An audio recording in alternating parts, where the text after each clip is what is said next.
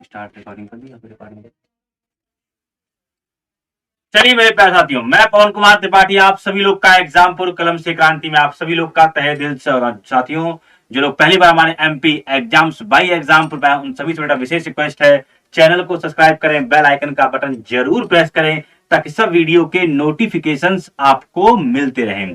प्यारे साथियों, तो ये चल रहा है दिवाली सप्ताह, आप जानते हैं। तो इस दिवाली सप्ताह में आप सभी लोग की पढ़ाई ब्रेक ना हो, इसके लिए आप सभी लोग के लिए हम लोग इस क्लास का हमने अरेंजमेंट किया ताकि आप लोग की पढ़ाई बिल्कुल ब्रेक ना हो, अपनी पढ़ाई को आप रेगुलर करते रहें। तो आइए अब शुरू करते हैं अपनी प्रश्नों की श्रृंखला को। पहला प्रश्न आपके सामने ये आ गया है कि विच ऑफ द फॉलोइंग, तारे का वर्ण निम्नलिखित में से किसका सूचक है। आज हम लोग सारे क्वेश्चन वर्ल्ड जियोग्राफी करेंगे, सारे क्वेश्चन वर्ल्ड जियोग्राफी करेंगे। तो मेरे बच्चे फटाफट से रहिए, क्या बोला बेटा मैंने?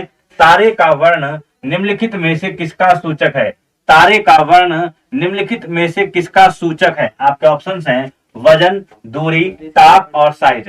तारे का वर्ण किसका सूचक है? ध्यान रखिए, तारे का वर्ण बेटा जो डिपेंड करता है, चूंकि आपने पढ़ा होगा बेटा किस पे? टेम्परेचर पे, किसी ताप पर डिपेंड करता, ना कि आकार पर। किसी बताया हुआ प्रश्न है, तारे का वर्ण बेटा किसका सूचक है? उसके ताप का सूचक है। किसका बेटा?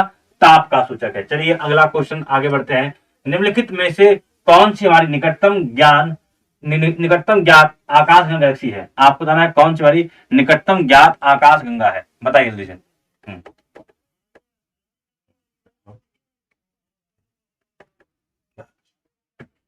बताइए जल्दी से बेटा, निम्नलिखित में से कौन सी हमारी निकटतम ज्ञात आकाश गंगा गैलेक्सी है। उत्तर जल्दी से बेटा।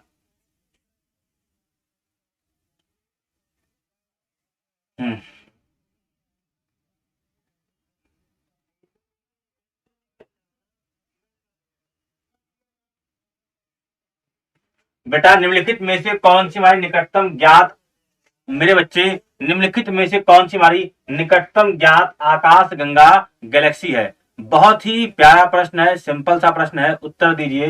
Galaxy UGC 2885, Sagittarius dwarf elliptical galaxy, Canis Major dwarf galaxy और ट्राइंगुलम गैलेक्सी। उत्तर दो बेटा जल्दी से। मैंने पूछा निम्नलिखित में से कौन सी हमारी निकटतम ज्ञात आकाश गैलेक्सी है। तो बताओ बेटा, Canis Major dwarf galaxy, Canis Major dwarf galaxy. चलिए, सौर मंडल के बाहर सीरियस नामक चमकीले तारे को क्या कहते हैं। सौर मंडल के बाहर, बताओ बेटा जल्दी से, सौर मंडल के बाहर सीरियस नामक चमकीले तारे को क्या कहते हैं।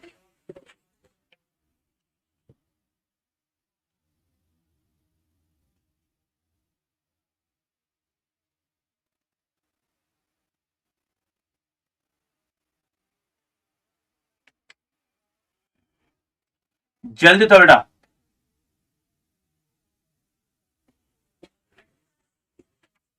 मैंने फिर सौर मंडल के बाहर सीरियस नामक चमकीले तारे को क्या कहते हैं। Cat star, dog star, fox star या बेटा लैन स्टार। जल्दी उत्तर दो बेटा। हमारे बिल्कुल सौर मंडल के बाहर सीरियस नामक चमकीले तारे को क्या कहते हैं। Cat star, dog star, fox star या लॉयन स्टार। आप सभी लोग पढ़ रहे होंगे, नोट्स बना रहे होंगे। दिवाली के बाद हम लोग बहुत, जो अगला मंडे आएगा उसमें बहुत ही बेहतरीन सीरीज शुरू करने वाले हैं। तो आप सभी लोग अच्छे से पढ़ रहे होंगे, ऐसा मुझे पूरा आप पे यकीन है और आप इस यकीन को तोड़ेंगे नहीं। ठीक है, तो बिल्कुल बेटा डॉग स्टार। और इस बार दिवाली के बाद हम लोग बहुत ही बेहतरीन भारत की झांकी शुरू करने वाले हैं, बहुत ही बेहतरीन। चलिए आगे बढ़ते हैं। सूर्य का अनुमानित व्यास पृथ्वी के व्यास का कितने गुना है। सूर्य का अनुमानित व्यास पृथ्वी के व्यास का कितने गुना है। सभी लोग सेशन को शेयर करिए ताकि हमको अच्छा लगे। सूर्य का अनुमानित व्यास पृथ्वी के व्यास का कितने गुना है, बताइए।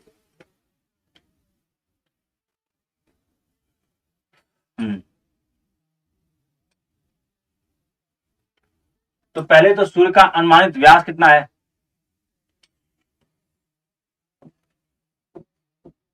13,92,000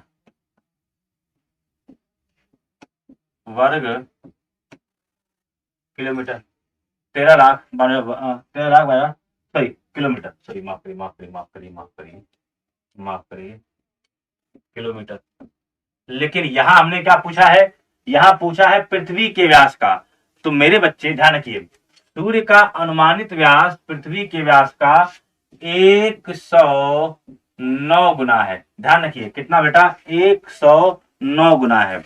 यहां पर बेटा सूर्य में बात करें तो दो गैसें सूर्य में, हाइड्रोजन और हीलियम, दो मुख्य तत्व हैं।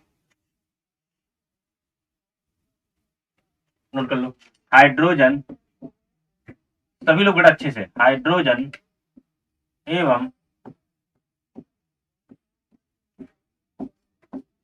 हीलियम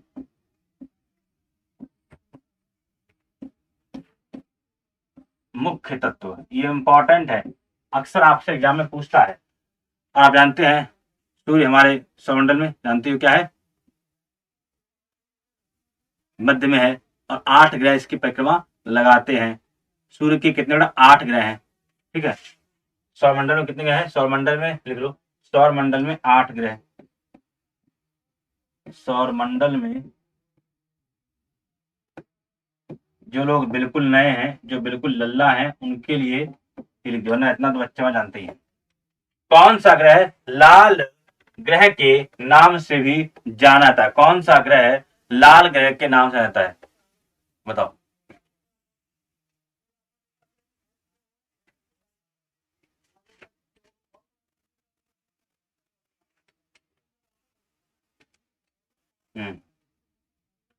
सौर कौन सा ग्रह लाल ग्रह के नाम से भी जाना जाता है, बुध, प्लूटो, मंगल या शुक्र।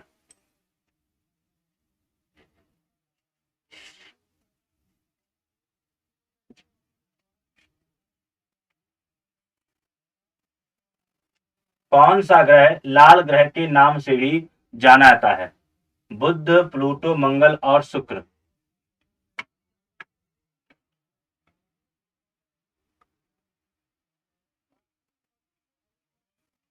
चलिए, कौन सा ग्रह लाल ग्रह के नाम से, बेटा कौन सा ग्रह, मंगल ग्रह। क्यों बेटा, आयरन ऑक्साइड के कारण, आयरन ऑक्साइड के कारण, आयरन ऑक्साइड के कारण। एक बात तो ये नोट कर लो, ठीक। सौर मंडल का सबसे ऊंचा पर्वत नाम क्या है, निक्स ओलंपिया। बेटा कहां पे है, मंगल ग्रह पर। सौर मंडल का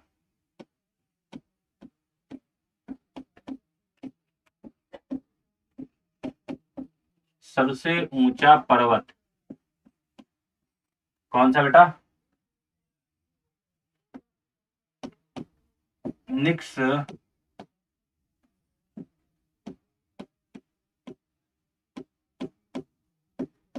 ओलंपिया।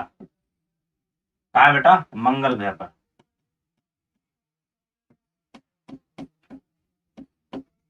अब कहा जाता है बेटा, ये जो निक्स ओलंपिया है, यह इसकी जो ऊंचाई है माउंट एवरेस्ट से 3 गुना, माउंट एवरेस्ट से 3 गुना बेटा जो है ऊंचा है। ठीक है, चलिए सुन लो बेटा फिर से, लाल ग्रह के नाम से जानते हैं किसको, मंगल को, आयरन ऑक्साइड के कारण। दूसरी बात, सौर मंडल का सबसे ऊंचा पर्वत कौन सा है, निक्स ओलंपिया सौर मंडल का सबसे ऊंचा पर्वत है। चलिए आगे बढ़ते हैं।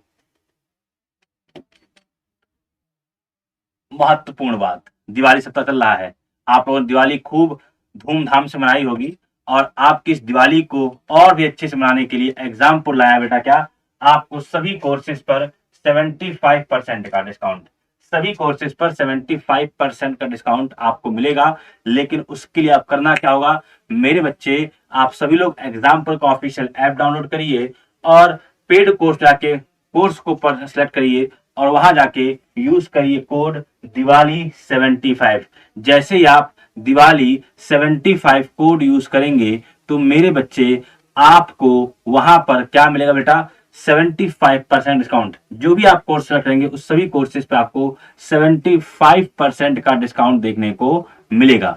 तो मेरे प्यारे साथियों, आप लोग को यहां तक की बात समझ में आ रही होगी मैं क्या कह रहा हूं। अभी बहुत बढ़िया मौका है, जाइए जल्दी से इस ऑफर को लीजिए। बहुत ही बेहतरीन और शानदार ऑफर है, 75% का डिस्काउंट है। ठीक है बेटा, चलिए आगे बढ़ते हैं। निम्नलिखित में से कौन सा ग्रह गैसीय है, जोवियन ग्रह नहीं है? कौन सा ग्रह जोवियन ग्रह नहीं है, बताइए।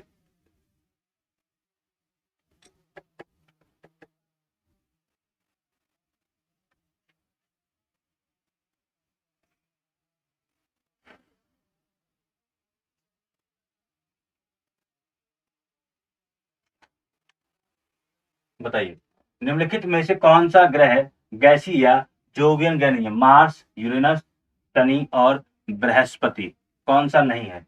निम्नलिखित में से कौन सा ग्रह गैसीय अर्थात जोवियन ग्रह नहीं है? मंगल, यूरेनस, शनि और बृहस्पति।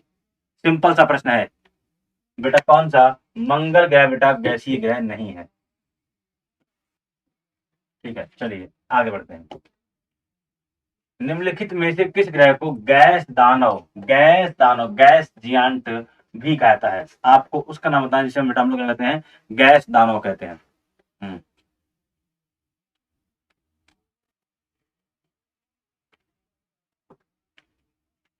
सब कुछ पढ़ाया लिखा है, कुछ ऐसी चीज नहीं है जो हमने छोड़ी हो, सभी चीज आपको ने बहुत अच्छे से कराई है।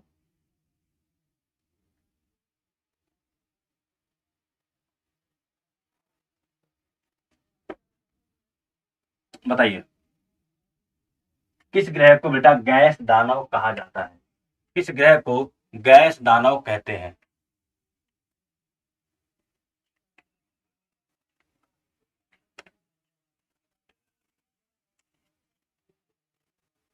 चलिए आते हैं बेटा इस बातों पे। चलिए बेटा, सौर मंडल का सबसे जो है गैस दानव ग्रह बेटा कौन सा है? बृहस्पति।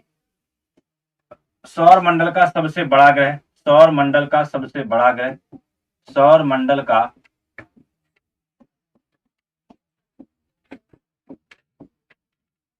सबसे बड़ा ग्रह, पहली बात तो ये समझ लीजिए। उपग्रहों की संख्या 79, उपग्रहों की संख्या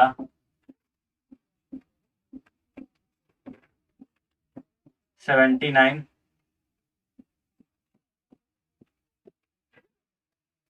गैनमिड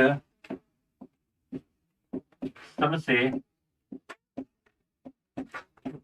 बड़ा उपग्रह। गैनमिड क्या है बेटा? गैनमिड जो है, गैनमिड सबसे बड़ा उपग्रह है। ध्यान रखिए, गैनमिड कैसा बेटा? गैनमिड सबसे बड़ा उपग्रह है। दूसरी बात सुन लो,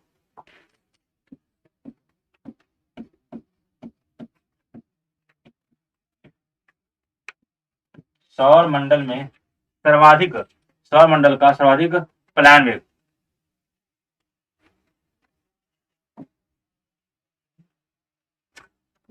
सर्वाधिक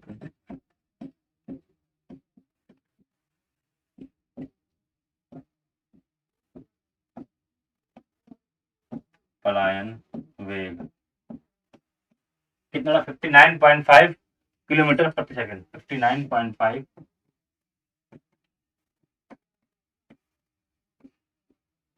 किलोमीटर प्रति सेकंड। नोट कर लीजिए बिल्कुल फटाफट से, नोट कर बेटा जल्दी से।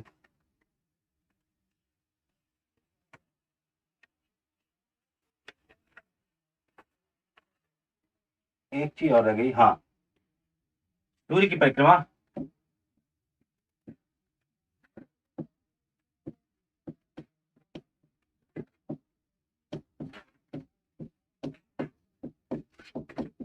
11.9 वर्ष में। नोट कर लीजिए, सूर्य कितना? 11.9 वर्ष में। ये इंपॉर्टेंट है। चलिए, इतनी बातें जो थी जो इंपॉर्टेंट थी आपको लिखा दी मैंने। चलिए आगे बढ़ते हैं। अगला प्रश्न, कौन सा एक ऐसा महाद्वीप है जिससे होकर कर्क, भूमध्य और मकर रेखाएं गुजरती हैं? कौन सा ऐसा महाद्वीप है जिससे कर्क और कर्क, भूमध्य और मकर रेखाएं गुजरती हैं? जल्दी उत्तर दो।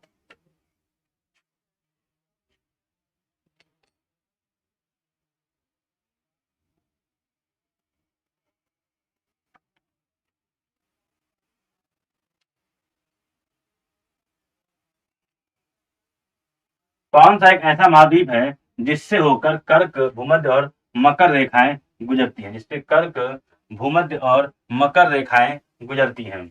ऑस्ट्रेलिया, दक्षिण अमेरिका, एशिया और अफ्रीका, किससे होकर गुजरती हैं? कौन सा एक ऐसा महाद्वीप है जिससे होकर कर्क, भूमध्य और मकर रेखाएं गुजरती हैं? तो मेरे बच्चे, आप जानते होंगे, आपने पढ़ा होगा, अफ्रीका महाद्वीप ऐसा है, और मैंने आपको बताया भी है, जहां से कर्क रेखा, मकर रेखा और भूमध्य रेखा बेटा गुजरती है। ठीक है, चलिए। भारत में सबसे छोटा दिन कब होता है? भारत में सबसे छोटा दिन कब होता है, बताइए। हम्म,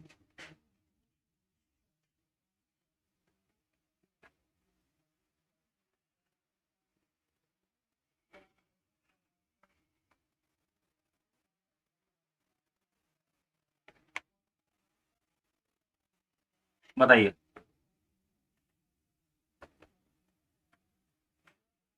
भारत में सबसे छोटा दिन कब होता है? उत्तर दीजिए। भारत में सबसे छोटा दिन कब होता है? देखिए, जब बेटा हम भारत में सबसे छोटे दिन की बात करते हैं, तो ध्यान रखिए बेटा, कब? 22 दिसंबर को। कब बेटा? 22 दिसंबर को। क्यों बेटा? क्योंकि इस दिन बेटा जो सूर्य है वह बेटा मकर रेखा पर लंबवत चमकता है। ध्यान रखिए, लिख लो, सूर्य मकर, लिखा देता हूं, रेखा के लंबवत चमकता है।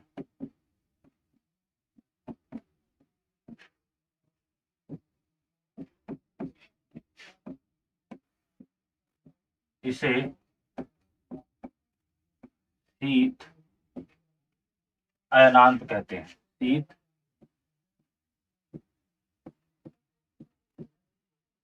अयनांत कहते हैं। ये निकाल लो। ठीक है, इसे कहना, इसे बेटा शीत अयनांत कहते हैं। चलिए आगे बढ़ते हैं। समुद्र में अधिकांशतः ज्वार भाटा किस कारण आता है? समुद्र में अधिकांशतः ज्वार भाटा किस कारण आता है? पृथ्वी का वायुमंडलीय प्रभाव, पृथ्वी पर शुक्र का गुरुत्वाकर्षण प्रभाव, पृथ्वी पर सूर्य का गुरुत्वाकर्षण प्रभाव, पृथ्वी पर चंद्रमा का गुरुत्वाकर्षण प्रभाव, बताइए जल्दी से। मेरे बच्चे, समुद्र में अधिकांशतः ज्वार भाटा किस कारण आता है? समुद्र में अधिकांशतः ज्वार भाटा किस कारण आता है? पृथ्वी का वायुमंडलीय प्रभाव, पृथ्वी पर शुक्र का गुरुत्वाकर्षण प्रभाव, पृथ्वी पर सूर्य का गुरुत्वाकर्षण प्रभाव, पृथ्वी पर चंद्रमा का गुरुत्वाकर्षण प्रभाव, बताइए।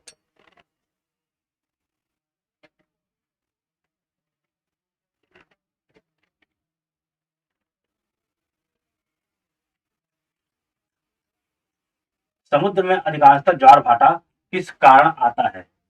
पृथ्वी का वायुमंडलीय प्रभाव, पृथ्वी पर शुक्र का गुरुत्वाकर्षण प्रभाव, पृथ्वी पर सूर्य का गुरुत्वाकर्षण प्रभाव, पृथ्वी पर चंद्रमा का। उत्तर दो।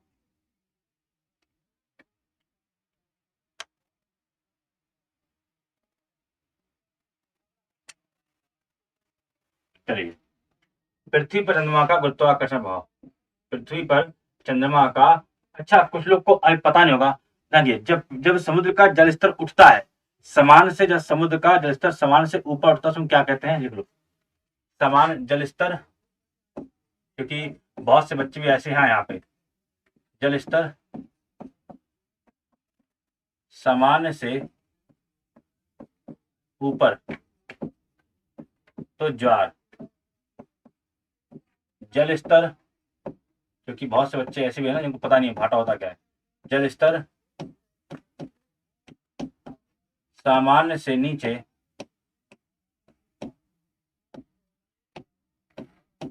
तो बेटा भाटा। जल स्तर सामान्य से ऊपर ज्वार, जल स्तर सामान्य से नीचे भाटा कहलाता है। इतनी बातें बेटा आप नोट कर लीजिए फटाफट। चलिए आगे बढ़ते हैं। उस तत्व की पहचान कीजिए जो पृथ्वी की बाहरी परत में सबसे अधिक मात्रा में पाया जाता है। उस तत्व की पहचान कीजिए जो पृथ्वी की बाहरी परत में सबसे अधिक मात्रा में पाया जाता है, बताइए। उस तत्व की पहचान कीजिए जो पृथ्वी की बाहरी परत में सबसे अधिक मात्रा में पाया जाता है। ऑक्सीजन, सिलिकॉन, हाइड्रोजन और आयरन।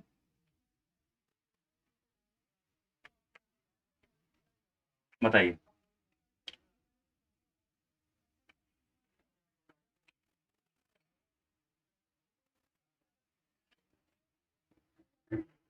पृथ्वी की बाहरी परत में सबसे अधिक मात्रा में बेटा कौन सा है? ध्यान रखिए, ऑक्सीजन। कितना बेटा? ध्यान रखिए, सबसे ज्यादा बेटा कौन सा है? ऑक्सीजन, 46.6%। 46.6%। उसके बाद बेटा नंबर आता है सिलिकॉन का, 27.72%। सिलिकॉन कितना बेटा? 27.72%। तीसरे नंबर बेटा आता है एल्यूमिनियम, 8.13%। फिर आता है बेटा एल्यूमिनियम। एल्यूमिनियम ये है पहले नंबर पे, ये है दूसरे नंबर पे, तीसरे बेटा आता है आपका aluminium. Aluminium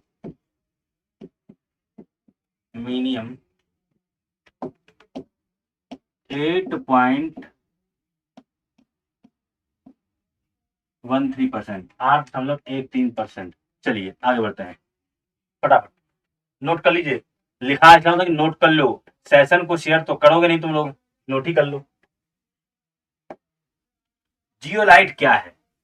hydrate ferric oxide, hydrated sodium aluminium silicate, sodium hexametaphosphate, sodium tetraborate, क्या है? बताइए।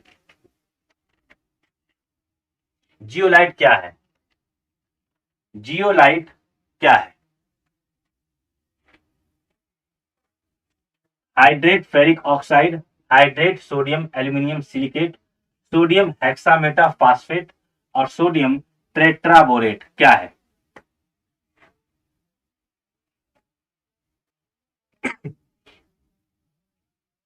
सिंपल सा प्रश्न है, जियोलाइट क्या है? जियोलाइट क्या है? तो बेटा हाइड्रेटेड सोडियम एल्यूमिनियम सिलिकेट, कराया हुआ प्रश्न है, सब कराया हुआ है, आज तो चल रहा है क्या? रिवीजन। चलिए फटाफट से नोट कर लीजिए, आगे बढ़ते हैं। विश्व के प्रथम भूकंप संसूचक का आविष्कार किसने किया था? विश्व के प्रथम भूकंप संसूचक का आविष्कार किसने किया था? बताइए। विश्व के प्रथम, अर्थात भूकंप संसूचक, भूकंप मापी। भूकंप संसूचक मतलब कहता है भूकंप मापी।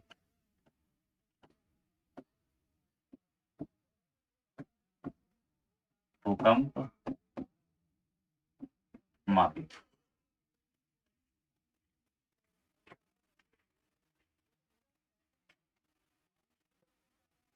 सब कराया बेटा, जिन लोगों ने नोट्स बनाए होंगे उनके लिए सब चीजें तो बच्चों का खेल है, जिन्होंने नोट्स नहीं बनाए होंगे उनके लिए सभी चीजें टफ हैं, लेकिन जिनके पास नोट्स हैं उनके लिए ये सब चीजें बच्चों का खेल है। तो नोट्स भैया इंपॉर्टेंट है, बिना नोट्स के आप कुछ नहीं कर सकते। विश्व के प्रथम भूकंप संसूचक का आविष्कार किसने किया था? तो बेटा झांग हेंग ने, 132 ईसा पूर्व किसने किया बेटा? झांग हेंग ने। और बेटा ये क्या थे? चीनी खगोल विज्ञान और गणितज्ञ, लिख लो। झांग हेंग क्या थे? जो कि कभी कभी एग्जाम वाले ना, आजकल वैसे ही जो है एग्जामिनर जो है, अभी आप लोग एमपी वाले हो, लेकिन फिर भी एमपी वाले हो चाहे यूपी वाले हो चाहे जापान वाले हो चाहे थाई, सॉरी जापान नहीं, एमपी वाले हो चाहे यूपी वाले हो चाहे बिहार वाले हो, जो भी क्लास ये बच्चा क्लास भूगोल के हो तो सभी बच्चे देखते हैं, यूपी के भी देखते हैं, एमपी के भी देखते हैं। बेटा हमेशा तैयारी रखा करो आप एक लेवल ऊपर। तो बेटा झांग हेंग कौन है? चीनी खगोल विज्ञान और गणितज्ञ। चीनी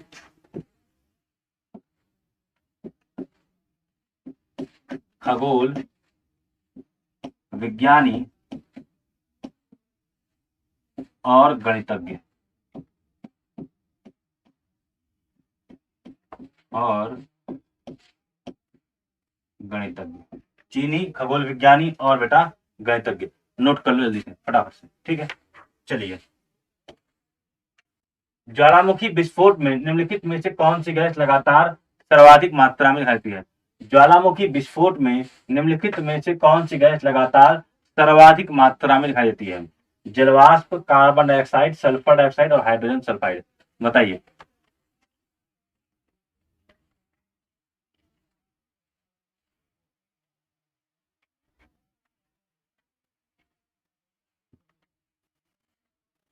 ऐ वतन वतन मेरे आबाद रहे तू।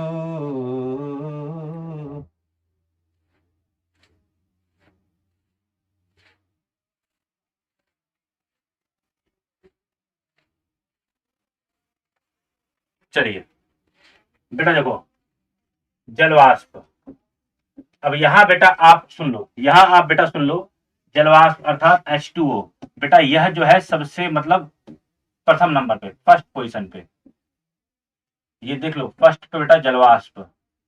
Carbon dioxide CO2 second number पे, CO2 बेटा सेकंड नंबर पे, और फिर आता बेटा SO2, ये बेटा थर्ड नंबर पे। मतलब कहा जाए तो सर्वाधिक मात्रा में निकलती है जलवाष्प, उसके बाद कार्बन डाइऑक्साइड, और उसके बाद बेटा आपकी सल्फर डाइऑक्साइड। ये तीन यहाँ पे है ना, सबसे ज्यादा मात्रा में जलवाष्प H2O, उसके बाद CO2 और उसके बाद बेटा SO2। चलिए आगे बढ़ते हैं। दक्षिण एशिया में एकमात्र सक्रिय ज्वालामुखी। हाँ,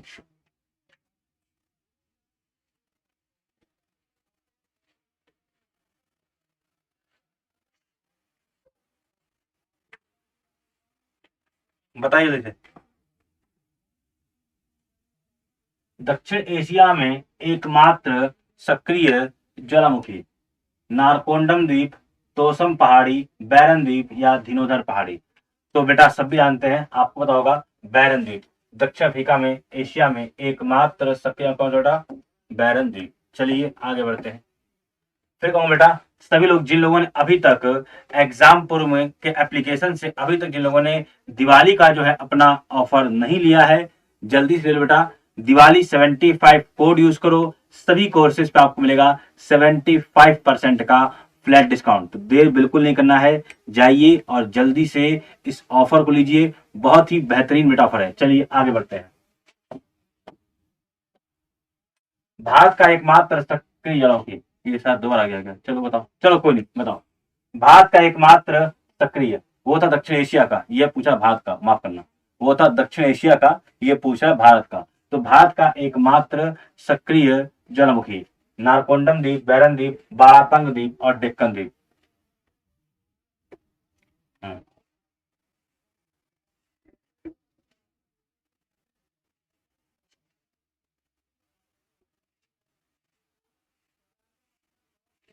बताइए।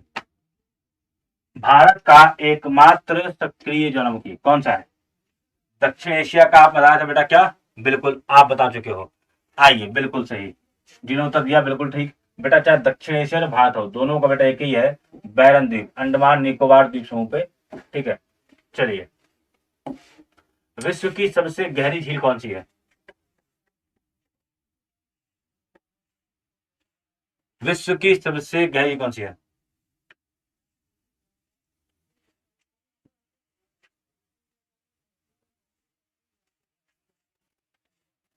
बताओ।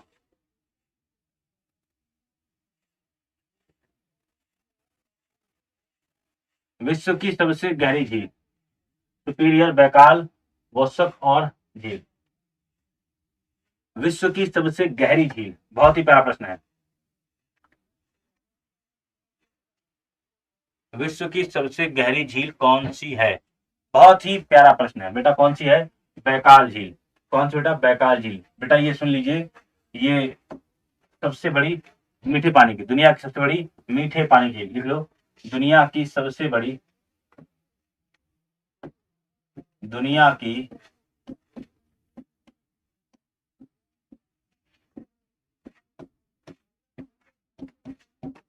सबसे बड़ी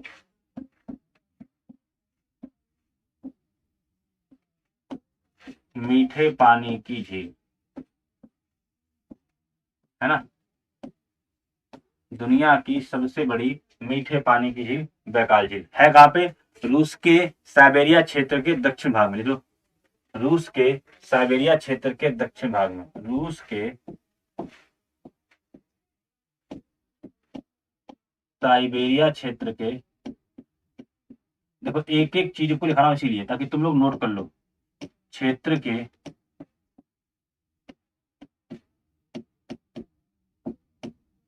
दक्षिण भाग में,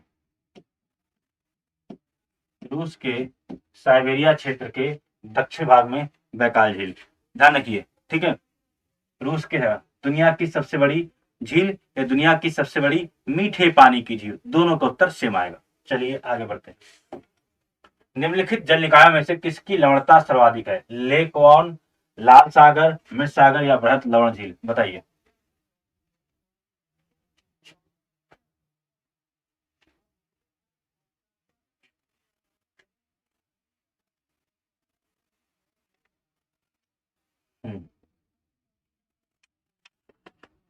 देखो लाल सागर तो होगा नहीं, लेक वॉन, मृत सागर और बृहत लवण झील, लड़ाई इसी में है।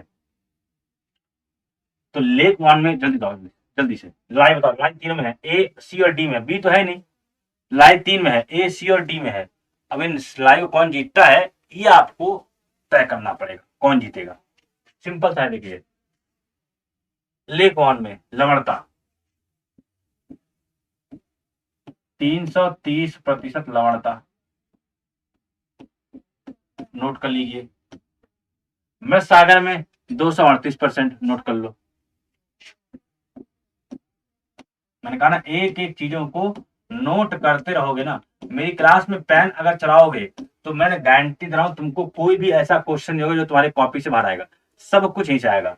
दूसरी बात, वह 220% लवणता, तो अब देखते ही तुमको मालूम पड़ गया होगा कि गलती कहाँ हो रही होगी। 220% लवणता, तो बेटा कौन सा है? लेक वॉन। कौन सा बेटा? लेक वॉन, ठीक है। 330% लौटता किसकी बेटा? लेक वॉन की। कितनी बेटा? 330%, नोट कर लीजिए फटाफट से।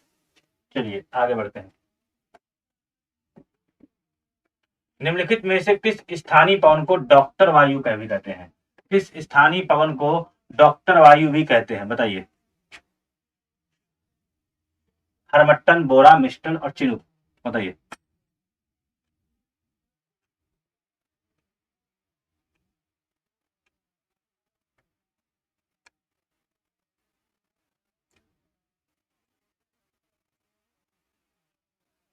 बताओ जल्दी से बेटा। वीर तुम बढ़े चलो धीर तुम। निम्नलिखित में से किस स्थानीय पवन को डॉक्टर वायु कहते हैं? सिंपल सा प्रश्न है, ज्यादा टफ है ही नहीं। नहीं पता है तो तुरंत ही पेन कॉपी निकालो, शुरू करो।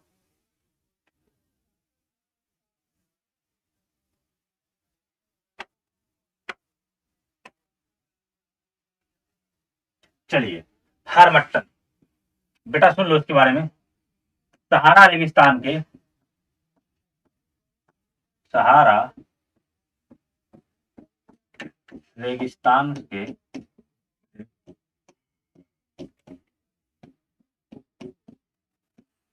उत्तर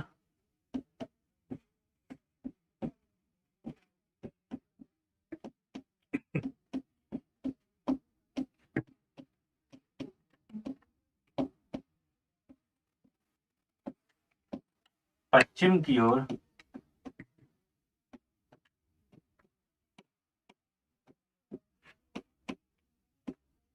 बहने वाली गर्म व शुष्क हवाएं, गर्म व शुष्क हवाएं, गर्म व शुष्क हवाएं। अब आप जब इतनी चीजों को नोट करोगे तब आपको चीजों का फायदा मिलेगा। हवाएं या वायु एक ही बात है। सहारा रेगिस्तान से में, वर्ड का चयन थोड़ा सही कर लो, रेगिस्तान में कर लो, सहारा रेगिस्तान में कर लो क्योंकि वर्ड का चयन इंपॉर्टेंट है। सहारा रेगिस्तान में उत्तर पूर्व दिशा से पश्चिम की ओर बहने वाली गर्म शुष्क हवाएं या वायु, ठीक है। चलिए आगे बढ़ते हैं। द्वीप देश फिजी किस महासागर में स्थित है? द्वीप देश फिजी किस महासागर में स्थित है, बताइए। हाँ बताओ।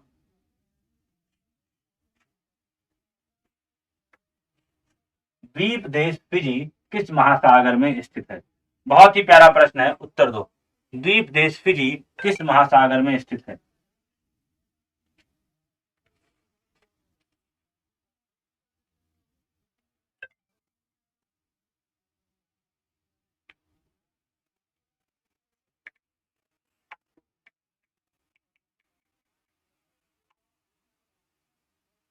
चलो, चलिए बेटा, किसमें? प्रशांत महासागर में। कहा बेटा? प्रशांत महासागर में। अब बेटा, जब हम फिजी की बात करते हैं तो दो तीन बातें इसकी इंपॉर्टेंट हैं। फिजी की कुछ बातें इंपॉर्टेंट हैं, वो बेटा हम लोग कर लें। पहला, राजधानी। हाँ, पहला बेटा क्या है? राजधानी। और मुद्रा। जब बेटा हम बात करते हैं किसकी? राजधानी की, बताइए। सुआ। मुद्रा की बात करें तो फिजी डॉलर। पड़ोसी देश की बात करें,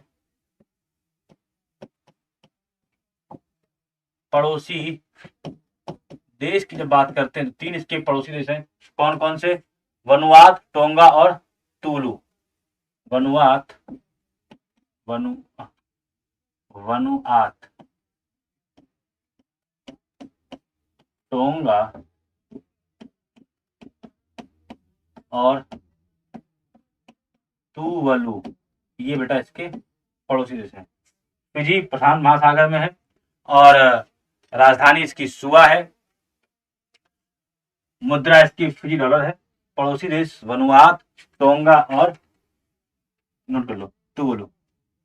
वनुआत, चलिए। वनुआतु, हाँ सॉरी, वनुआतु, टोंगा और वनुआतु, टोंगा और तुवलु। चलिए आगे बढ़ते हैं। निम्नलिखित में से कौन सा मोती द्वीप के नाम से आता है? किसे बेटा? किसे हम मोती द्वीप के नाम से जानते हैं?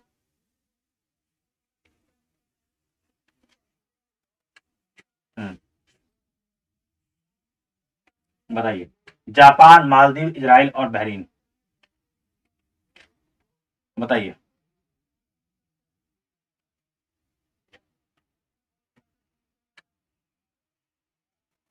निम्नलिखित में से कौन सा मोती द्वीप के नाम से जाना जाता है?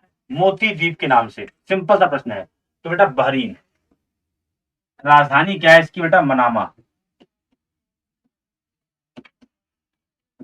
राजधानी क्या बेटा इसकी? मनामा। अरब देशों में सबसे छोटा देश। अरब देशों में सबसे छोटा देश, लिख लो। अरब देशों में, अरब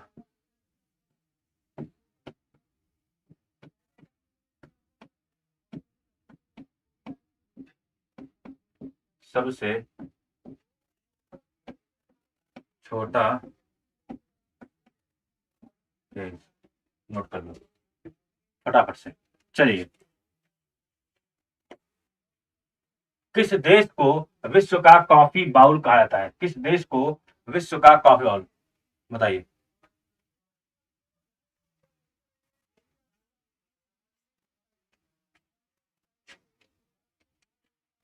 मैक्सिको, भारत, सर्बिया और ब्राजील। किस देश को विश्व का कॉफी बाउल कहा जाता है? विश्व का कॉफी बाउल किस देश को कहा जाता है?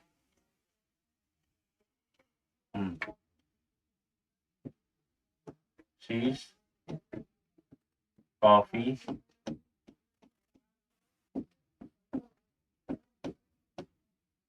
उत्पादक देश। एक, दो, तीन, चार, पांच। बता दीजिए कौन से हैं? बेटा कौन सा है? ब्राजील। ठीक है, ब्राजील। अच्छा, शीर्ष की बात करें तो ब्राजील, वियतनाम, इंडोनेशिया। ब्राजील, लिखो। ब्राजील,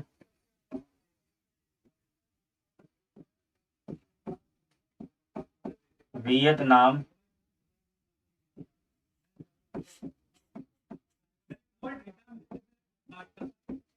इंडोनेशिया, चौथा बेटा वो क्या है बताओ, कोलंबिया, और पांचवा अपना देश भारत। आराम से नोट करो, मैं एक एक चीज को नोट कर रहा हूं, कोलंबिया और भारत। कल से हम लोग लाइव क्लास शुरू करेंगे अपनी, ठीक है। चलिए, ब्राजील, वियतनाम, इंडोनेशिया, कोलंबिया और भारत, नोट कर लिया। विश्व का कॉफी बाउल ब्राजील, शीर्ष कॉफी उत्पादक देश ब्राजील, वियतनाम, इंडोनेशिया, कोलंबिया और भारत। चलिए, ये बातें आप नोट कर चुके होंगे, आगे बढ़ते हैं।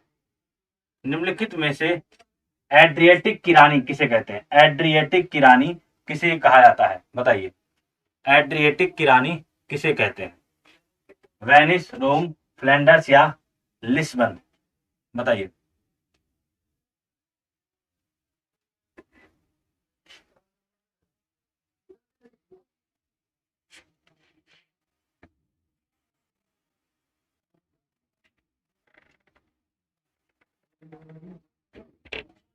बताइए।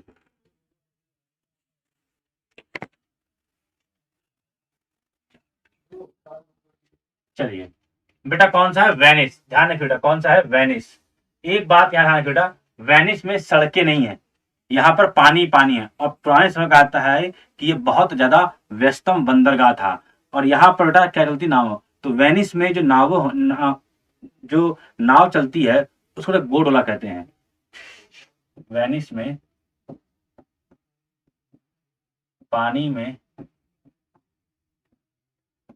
चलने वाली नाव को गोडोला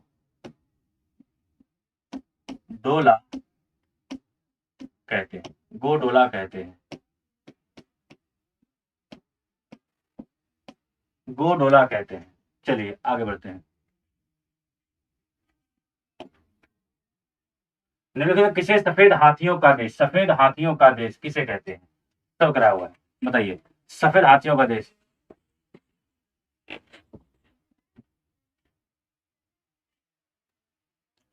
बताओ, सफेद हाथियों का देश, उत्तर दो, और बहुत ही बेहतरीन तरीके से। सफेद हाथियों का देश,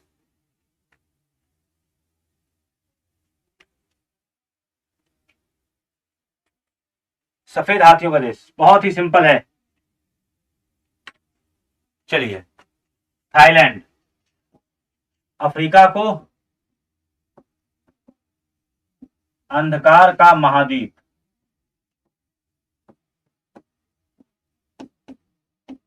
यही सब इंपॉर्टेंट है बेटा। क्यूबा को क्या कहते बेटा? विश्व का चीनी का कटोरा। देखो, क्यूबा को विश्व का चीनी का कटोरा, विश्व का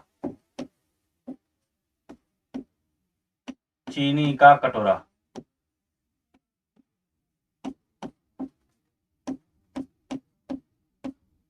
और तुर्की को यूरोप का बीमार देश, यूरोप का बीमार देश। चलिए आगे बढ़ते हैं। मध्यरात्रि के सूर्य की भूमि के नाम से जाने जाने देश कौन सा? मध्यरात्रि के सूर्य की भूमि, भूमि बताइए। मध्यरात्रि के सूर्य की भूमि के नाम से जाने, स्वीडन, नॉर्वे, जर्मनी और फिनलैंड। मध्यरात्रि के सूर्य की भूमि के नाम से जाना जाने वाला देश कौन सा है? उत्तर दो। चलिए बेटा, नॉर्वे। राजधानी क्या बेटा इसकी? राजधानी क्या है इसकी? ओस्लो।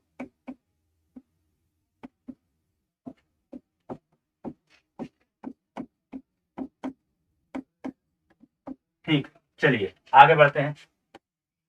निम्नलिखित में से किसे land of the midnight sun कहा जाता है? Land of the midnight sun, same है बेटा क्या? नॉर्वे। चलो आगे बढ़ते हैं। आखिरी, land of the golden pagoda, land of the golden pagoda किसे कहा जाता है? Land of the golden pagoda. Last question आपका है, land of the golden pagoda. तो मेरे बच्चे land of the golden pagoda की बात करते हैं तो बेटा म्यांमार को, किसे कहते हैं बेटा, म्यांमार को। ठीक है, तो चलिए अब बाकी बातें कल करेंगे। तब तक के लिए आप सभी लोग हंसते रहिए, मुस्कुराते रहिए, अपना ख्याल रखिए, अपनों ख्याल रखिए, जीवन में मस्त रहिए। कोई समस्या हो तो हम ही हैं। अगर भूगोल से समय तो क्लास कैसी लगी कमेंट सेक्शन में कमेंट जरूर करिए। फिर कहूंगा बेटा आप सभी लोगों से, जिन लोगों ने अभी तक जो है दिवाली वाला कोर्स नहीं लिया है ऑफर, जल्दी आइए, दिवाली 75 कोड यूज कीजिए और अपना बेटा क्या करिए, इस कोड को अप्लाई करिए। और सही बता रहा हूं, आप सभी लोगों के लिए बहुत अच्छा है दिवाली 75 कोड। जाइए, कोर्स सेलेक्ट करिए, यूज करिए कोड दिवाली 75 और अपनी सफलता को सुनिश्चित करिए। थैंक यू सो मच, हंसते रहिए, मुस्कुराते रहिए। Thank you so much.